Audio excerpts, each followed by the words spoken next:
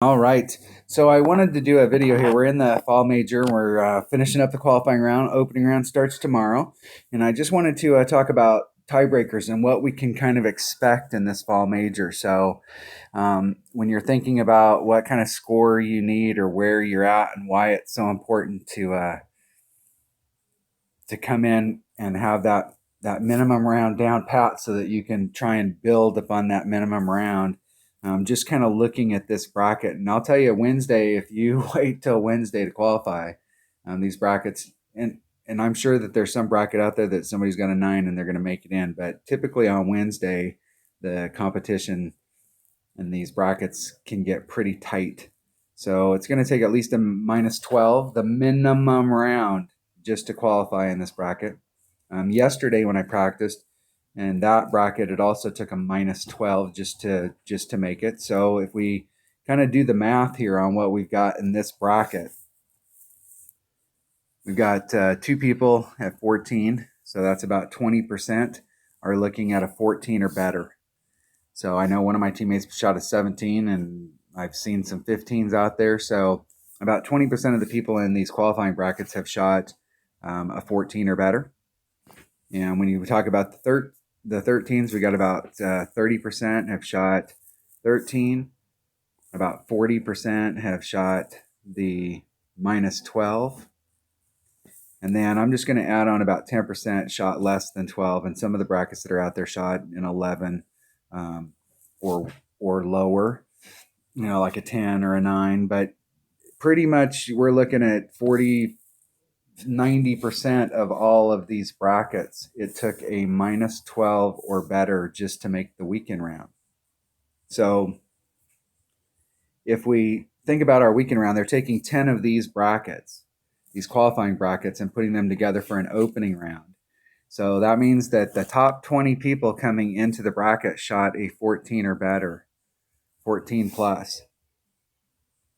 So if you come in, I'm coming in with a 14, so my tiebreaker, like coming into the opening round, I'm going to be somewhere in the top 20 in tiebreakers. And we're looking at the top, that'd be 1 to 20, somewhere 21 to 50. You're looking at minus 13 or better.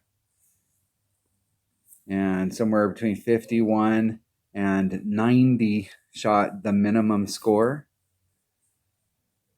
And then the last 10%, somewhere between 91 and 100, ended up coming in with a minus 11 or worse. So taking these people out, looking at the weekend round, if the people that are up here in the top 50 coming into these opening rounds maintain their score, you're looking at, in the weekend round, the lowest qualifier in a bracket is going to be at minus 13 with a few. There'll probably be a few minus 12s that make it in.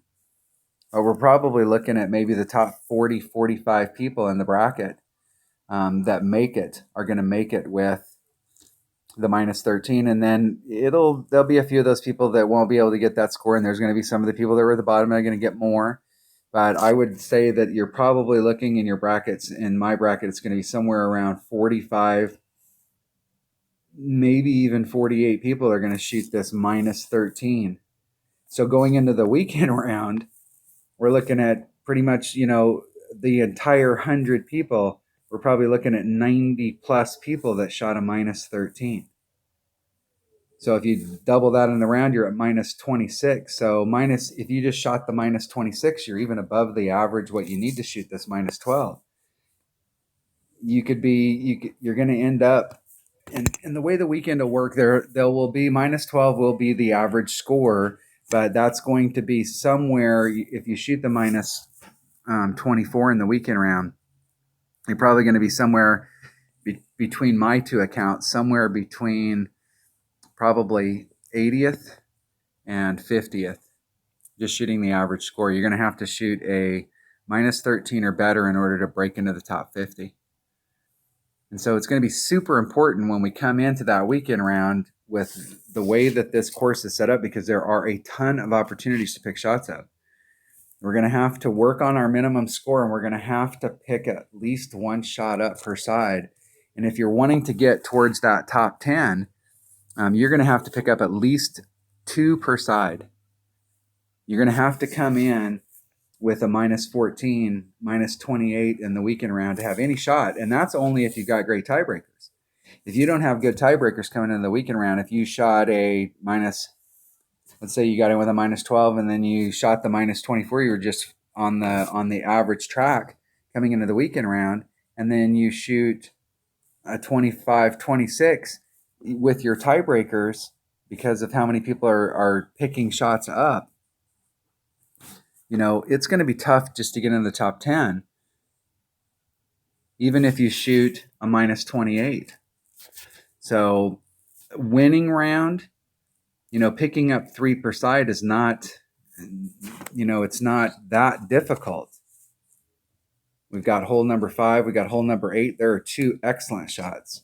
Hole number 1 gives you another excellent shot to pick up an eagle. Hole number 3, that par 5, excellent shot for Albie. Hole number 9, I've started doing the shot to the right, and with the way that the wind's blowing, that gives you an excellent shot at Albie. So there's a lot of holes that you can pick up a shot to get up towards this 28. But even with a minus 28, unless you came in with great tiebreakers, it's going to be difficult to get into this top 10. So in the weekend, I think you're going to have to shoot at least a minus 30 to have any shot at a top 5.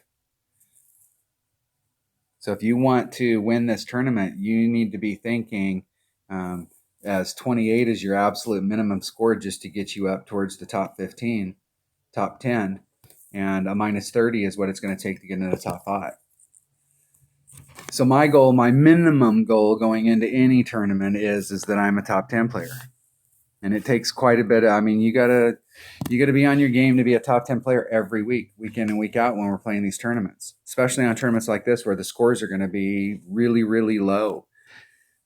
So my goal going in here, my thought at the beginning of this tournament process is that I needed to shoot a minimum of minus 28. That needs to be my minimum, and I need to work from that number.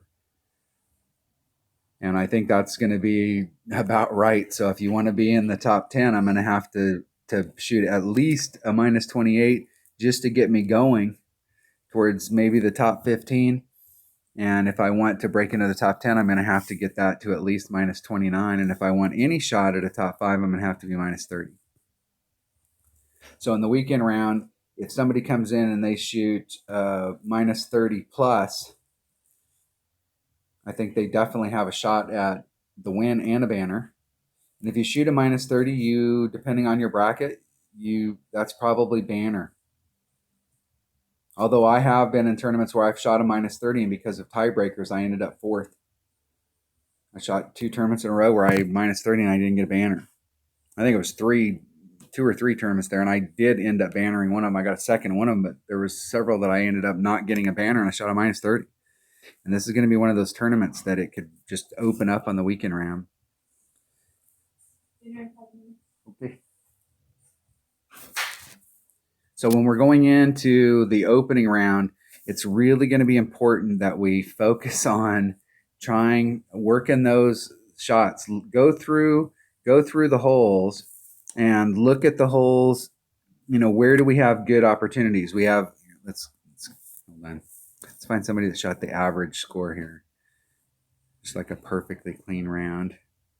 That would be the perfectly clean round. So going in here, where do we have opportunities? We got a great opportunity here. If you do the rough bump on hole number 2, you probably do have a great opportunity. You can funnel it towards the hole. Although I would tell you that rough bump on number 2 is a dangerous shot. You make a wrong wind adjustment there. You've got to be so close to the edge that you're actually not even a full ring off of into the rough. So if you make a bad shot there or a bad wind adjustment, you hit a shot great to the right, you could end up not hitting the rough at all, and then you're off on a wild ride. Or if you make the wrong wind adjustment, you could end up getting caught in the rough. So it is dangerous to do that rough bump, but it probably does give you a better shot at hole 1. I'm not sure on hole number 2 if I'm willing to take that risk. There's so many holes here that have opportunities, and I still have an opportunity to get a hole in 1 on hole number 2 with the backspin shot. So I'm not sure if I'm willing to take that risk, because if it works out, it works out great for you. But if you have one time in a round that doesn't work out, and you get a par on that par 3, that just kills you. Hole number 3 got a great Albie shot. Hole number 4, once again, I'm doing the backspin shot, and I'm getting closer and closer on 4 and on 2. But I think my chances on 4 are better than 2. 5, great opportunity on this hole to get an eagle. Hole number 6, to me, this is not a high percentage Albie, but you do have a serious Albie look at it. Hole number 7, this par 3, I'm actually getting pretty excited about this par 3 because here's the cup, and I am just like right there, right there, right there, right there, right there. I'm just like right off the cup. It just needs a little teeny bit more so that when it rolls down that hill, it's on this track instead of on this track. I mean, I'm right there, and I'm working to dial that in so that I can scoot it over just a little to the right. Hole number 8, if you don't get an eagle on hole number 8, hole number 8 is the absolute. It's really this tournament should be a -13 as the minimum score, because 8 you have to get an eagle, and there's a ton of different ways that you can do it. You really need to get an eagle on these 3 par 4s. These 3 par 4s, you need to end up getting 2 eagles every side, and it could be 1 and 8 or 5 and 8 or 1 and 5 or however you want to do it. But 2 of those 3 holes, you need to get an eagle on every time. Hole number 9, doing the shot from the right, you're going with the wind on the second shot, and it does make that shot a little bit easier to get the Albie, and it's very Albieable. So you've got several holes here, 1, 2, 3, 4, 5 holes that you're trying to pick up 2 shots to get you to the -24. And I think hole number 8 gives you an excellent opportunity, and hole number 5 gives you a pretty decent opportunity, and hole number 3 and hole number 1, those 4 holes are your best shots.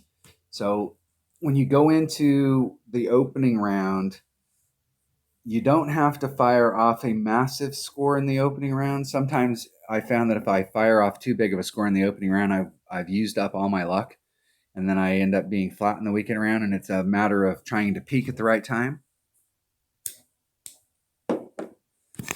But we definitely want to come out of the opening round with a -24 plus, or excuse me, a -28 plus.